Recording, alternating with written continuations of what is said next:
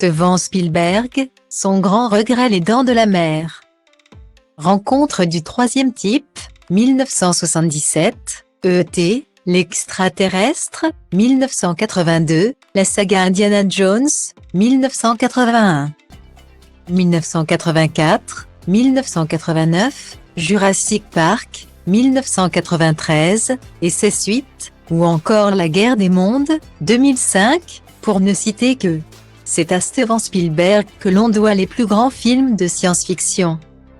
Un genre auquel il a décidé de faire une infidélité, son prochain film, The Fabelmans, dont la sortie est prévue en février 2023, est autobiographique. Il raconte son enfance, sa famille, et surtout sa découverte des images, son rêve de cinéma et ses débuts de réalisateur. Steven Spielberg a commencé sa carrière en réalisant des épisodes de séries télévisées et des longs-métrages pour Universal Pictures. Et c'est grâce au succès du film Les Dents de la Mer, Jaws en VO, sorti en 1975, qu'il s'est fait connaître. S'il doit beaucoup aux Dents de la Mer, Steven Spielberg a tout de même quelques regrets par rapport au film culte dans lequel, attention spoilé, un requin blanc s'attaque aux baigneurs d'une station balnéaire des États-Unis.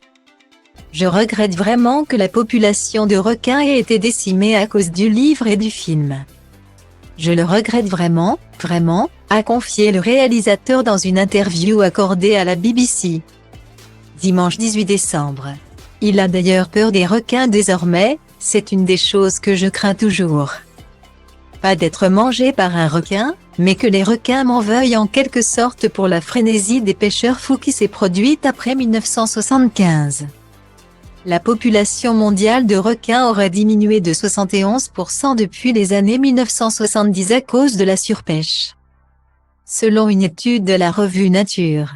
Une conséquence du succès des Dents de la Mer que Steven Spielberg n'avait pas envisagé.